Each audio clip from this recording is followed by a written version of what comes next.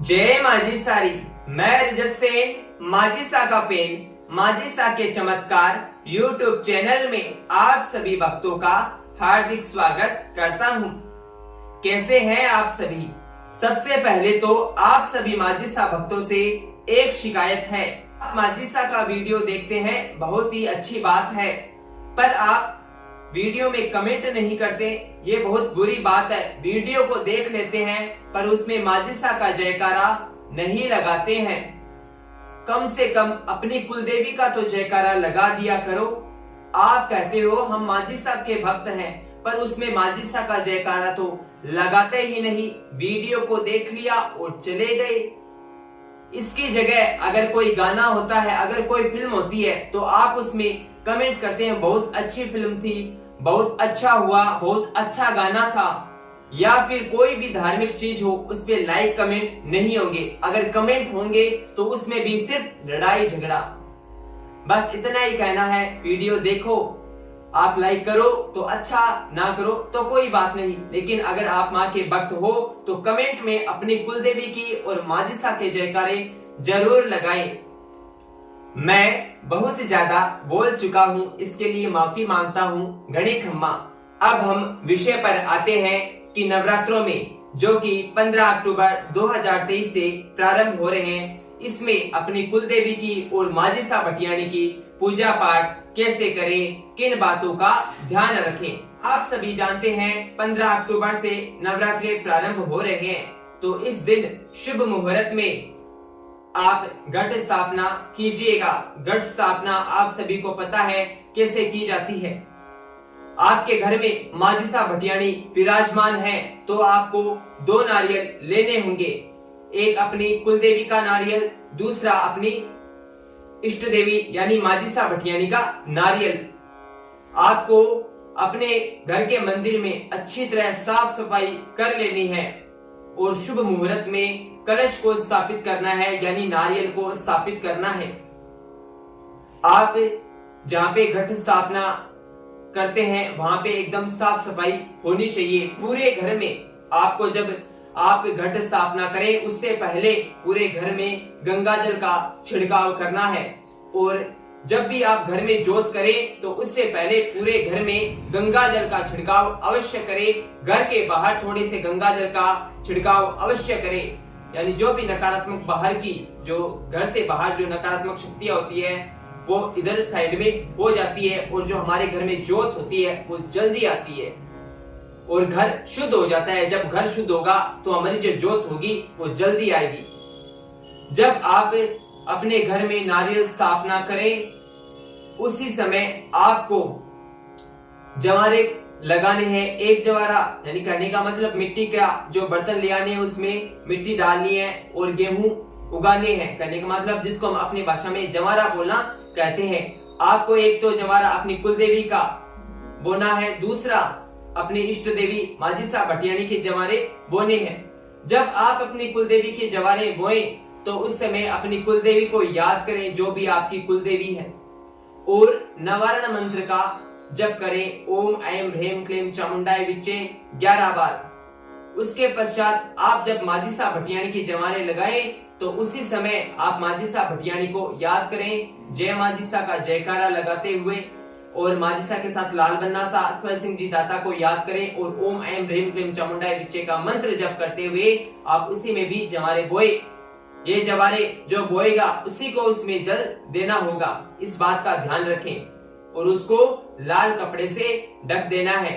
आप सभी को ये भी पता है कि जो देवी शक्ति है उसको लाल वस्त्र अति प्रिय है, लाल चीज अच्छी लगती है, तो आप सभी को पता है कि चौकी लाल कपड़े पे हमेशा लगाई जाती है। कुछ ज्यादा नहीं करना है, जिस तरह आप हमेशा नवरात्रा स्थापना करते हो वैसे ही करनी है। आप जैसे कुलदेवी का दीपक लगाते हो, माझी सा का दीपक लगाते हो, हमेशा जैसे पूजा करते हो वही करनी है। लेकिन आपके घर में अगर माझी सा के साथ नागणेची माता, भाद्रिया माता, सातों बायु सा भी विराजमान है तो उनके नारियल की भी स्थापना होगी। कहने का मतलब आपके घर की कुलदेवी के नारियल की स्थापना होगी, माझी सा के नारियल की स्थापना होगी, नागणेची माता के नारियल की स्थापना होगी, भाद्रिया माता के नारियल की स्थापना होगी, सातों बायुसा के नारियल की स्थापना होगी। अगर आपके घर में ये विराजमान है तो जैसे मेरे घर में माजिसा भटियाणी और कुल देवी चामुंडा भवानी दो ही देवियां विराजमान है, तो इन दो के ही नारियल स्थापित किए जाएंगे। जिस तरह से आपके घर में अगर माजिसा के साथ अन्य देवी शक्तियां विराजमान है, तिलक करके उनकी फोटो आपके घर में आई हुई है, तो उनके भी नारियल विराजमान होंगे आपकी कुल देवी के साथ, और वो भी लाल रंग के आसन के ऊपर। कलश जब आप विराजमान करो तो उसके नीचे आपको गेहूं रखने हैं या चावल, जो भी आप रखते हो अक्षत, लेकिन अक्षत जो हो वो टूटे हुए ना हो। उसके ऊपर कलश रखना है, कलश में गंगा जल डालना है, और कलश के अंदर आपको 1 रुपए का सिक्का, सुपारी रखनी है, और कलश के स्वास्तिक बनाना है, और नारियल को आपको लाल चुन्नी से लपेटना है, और कलावे से ऊपर ऐसे गांठ नहीं लगानी है, हल्का सा कलावा ऐसे लगाना है उसके ऊपर, और तिलक करना है, पुष्प चढ़ाने हैं। आप जब नवरात्रा स्थापना करो, घट स्थापना करो, उस समय आपको त्रिशूल बनाने हैं, ठीक है। एक तो कुलदेवी का त्रिशूल, एक माजिसा भटियाणी का त्रिशूल, और अपनी कुलदेवी की 9 बिंदियां आपको निकालनी है, सिंदूर की 9 बिंदियां निकालनी है माजिसा भटियाणी की, या आप अपने घर में जिस तरह निकालते हो इसी तरह, कोई 7 निकालता है, कोई 9 निकालता है। सबसे पहली तो सबसे गूढ़ बात यही है कि जिस तरह से आपके परिवार में पुरखों, जो आपके पुरख हैं, जो बड़े बुजुर्ग थे, जिस तरह से आपकी कुलदेवी की पूजा अर्चना करते थे, वैसे ही आपको करनी है, वो सबसे उत्तम रहती है। अगर आप नवरात्रों का व्रत करते हो तो अपना तन, अपना मन शुद्ध रखना होगा, ब्रह्मचर्य का पालन करना होगा, और आप झूठ नहीं बोलेंगे, किसी को गाली नहीं निकालेंगे, हंसी मजाक में भी आपको गाली नहीं निकालनी है, और मन में ईर्ष्या का भाव नहीं रखेंगे। खुश मन से आप नवरात्रों के व्रत कीजिएगा। कोई भक्त बिना भोजन के नवरात्रि रखता है, कोई एक समय भोजन करके रखता है, तो आप अपनी इच्छा के अनुसार व्रत कर सकते हैं। कोई भक्त पहला नवरात्रा रखता है, आखिरी नवरात्रा रखता है, उसी अनुसार आप 9 दिन के ये व्रत कीजिएगा। इन 9 दिनों में आप अधिक से अधिक जप कीजिएगा। जप में बहुत शक्ति होती है, जितना आप जप करोगे उतने आपके अंदर की शक्ति बढ़ेगी। आप नवारण मंत्र कीजिए। आपको इन 9 दिनों में चाहे कुछ ना करें, नवारण मंत्र कीजिए, चाहे अपने कुलदेवी की निमित्त करो या अपनी इष्ट देवी माजिसा भटियाणी के निमित्त करो। आपको 9 दिनों तक ओम ऐं ह्रीं क्लीं चामुंडाय विच्चे, ओम ऐं ह्रीं क्लीं चामुंडाय विच्चे, ओम ऐं ह्रीं क्लीं चामुंडाय विच्चे मंत्र का जप करना है। इस मंत्र में सारी देवीय शक्तियां सम्मिलित है। ओम में सभी देवी देवता आ जाते हैं, ऐं के अंदर सरस्वती विराजमान है, ह्रीं के अंदर महालक्ष्मी, क्लीं के अंदर महाकाली, चामुंडाई विच्चे में सभी देवियां सम्मिलित है। भगवती यानी जितनी भी देवी शक्तियां हैं वो इस मंत्र में सम्मिलित है। आपको इसी मंत्र का जप करना है, ओम ऐं ह्रीं क्लीं चामुंडाई विच्चे। लेकिन आपको यह स्वयं निश्चित करना है कि आप इसकी 1 माला करेंगे, 7 माला करेंगे, 3 माला करेंगे, सुबह शाम। ये आपको स्वयं निश्चित करना है। अगर आपके पास माला नहीं है तो कोई समस्या नहीं है, आप हाथों पे भी कर सकते हैं, या आप 1 घंटा, आधी घंटा, 20 मिनट बैठ के भी आप इस मंत्र का जप कर सकते हैं। लेकिन जब आप जप करें तब आपके समक्ष घी का दीपक प्रज्वलित रहे, सामने पानी का कलश रहे। ये बात जब भी मैं मंत्र जप की बताता हूं तो आपको इन बातों का ध्यान ही रखना है कि घी का दीपक प्रज्वलित रहे, पास में कलश रहे। 9 दिनों तक आप नवर्ण मंत्र का ओम ऐं ह्रीं क्लीं चामुंडाई विच्चे का जप कीजिएगा और अपने जीवन में परिवर्तन देखिएगा। उसके बाद में आपको ये तो पता ही है माजिसा के 11 नाम, माजिसा स्तोत्र, और आपके पास माजिसा की जो किताब है, किसी जो भक्त है उनके पास माजिसा की जो किताब है उसमें माजिसा के 40 या माजिसा से जो जुड़े हुए मंत्र भजन भी है, उनका आप कीर्तन कीजिए, आपके जीवन में अच्छा प्रभाव पड़ेगा। इन 9 दिनों में आप हो सके तो माजिसा भटियाणी को और अपने कुल देवी को मीठे पान का भोग लगाइएगा। 9 दिनों तक आप अपनी कुल देवी की माजिसा भटियाणी की जोत कीजिएगा। अगर आप अपने घर में सवाई सिंह जी दाता की भी जोत करते हो तो साथ में माजिसा के साथ सवाई सिंह जी दाता की जोत होती है। कुल देवी के साथ कुल देवता की जोत होती है, आप सभी जानते ही हैं। इन 9 दिनों में आप राम के नाम का जप अवश्य कीजिएगा 108 बार, सुबह शाम 108 बार आप राम के नाम का जप कीजिएगा, क्योंकि श्री राम देवी शक्ति को अति प्रिय है। इसके पीछे की यही कहानी है कि जब रावण से युद्ध में जीतने के लिए राम ने देवी का आह्वान किया, उनकी पूजा पाठ की, तो देवी को 108 कमल पुष्प चढ़ाने थे, लेकिन एक कमल की कमी रह गई। तो श्री राम ने अपनी आंख निकालकर उन कमल पुष्पों में रख दी।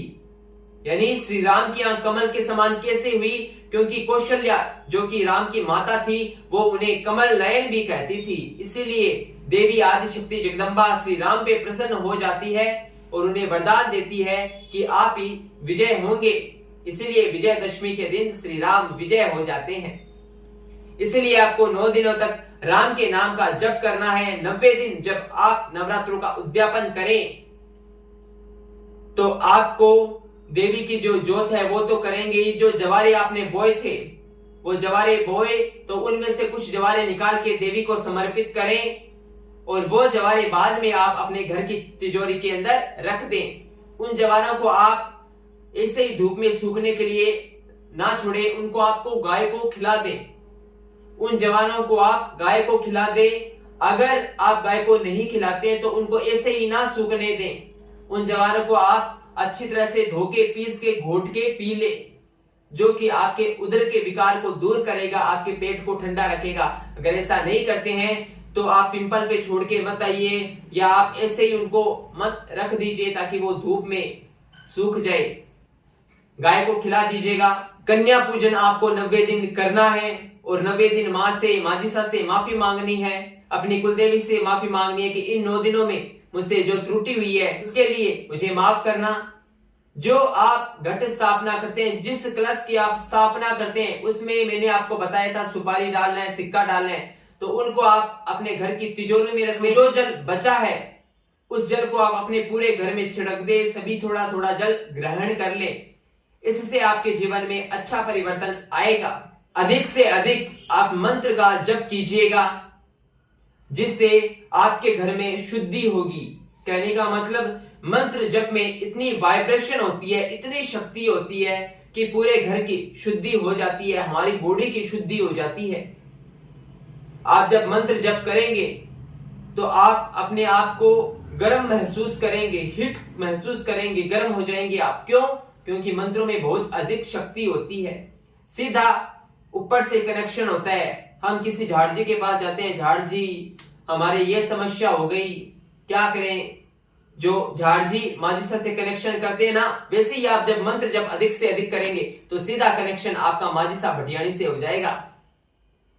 नवरात्रों से जुड़े हुए कुछ भी सवाल जवाब आपको पूछने हैं तो आप कमेंट कीजिएगा, मैं आपको बताऊंगा। और नवरात्रों में आपको अगर संस्कृत नहीं आती है तो हिंदी में दुर्गा सप्तशती का पाठ कीजिएगा। हिंदी तो आप सभी को आती है, तो हिंदी में दुर्गा सप्तशती का पाठ कीजिएगा। माँ के समक्ष, मंदिर के समक्ष बैठ जाइएगा और 9 दिनों तक दुर्गा सप्तशती का पाठ कीजिएगा। और सामने घी का दीपक प्रज्वलित रहना चाहिए। माजिसा के मंदिर जाइएगा, अपने कुलदेवी के मंदिर जाइएगा। दूर आप नहीं जा सकते तो कोई बात नहीं, अपने घर के शहर के मंदिर में जाइएगा। अगर शहर में आपकी कुलदेवी का या माजिसा का मंदिर नहीं है तो कोई बात नहीं है, दुर्गा मंदिर जाके आप वहां पे अपनी कुलदेवी का, माजिसा का नाम लीजिएगा, क्योंकि दुर्गा में ही सब वास करते हैं। अपने घर की जो छत है उसके ऊपर आपको लाल ध्वजा लगानी है पहले नवरात्रि के दिन ही। जब आप जोत करें तो उस दिन आपके पास लाल 2 ध्वजा होनी चाहिए। अगर आप सिर्फ घर में सिर्फ कुलदेवी की पूजा करते हैं तो सिर्फ कुलदेवी की ध्वजा लगेगी। अगर आप घर में माजिसा की भी पूजा करते हैं तो माजिसा की भी ध्वजा लगेगी। 2 लाल ध्वजा ले, जब जोत हो रही होती है तो उस जोत में से ऊपर की तरफ से 7 बार या 9 बार या 11 बार आप अपनी इच्छा के अनुसार मंत्र जप करते हुए, अपनी कुलदेवी का, माजिसा का करते हुए आप वो ध्वजा उन जोत में से निकलाइए और घर की छत पे लगाइए। जैसे जैसे वो ध्वजा लहराएगी वैसे वैसे आपकी उन्नति होती जाएगी। लेकिन ध्यान रहे, घर की ध्वजा छत के ऊपर हमेशा सुंदर दिखनी चाहिए है, कहने का मतलब वो पुरानी नहीं होनी चाहिए, कटी फटी नहीं होनी चाहिए। अगर ऐसा हो जाता है तो उसको बदल दीजिएगा। 9 दिनों में माँ को सुबह शाम भोग लगाइएगा। हलवे का हो तो हलवे का, या जो कुछ भी आपके घर में बने उन सब का भोग लगाइएगा और सबसे अधिक मंत्र जप कीजिएगा। जय माँ जी सारी, गणी गणी खमा, जय माँ।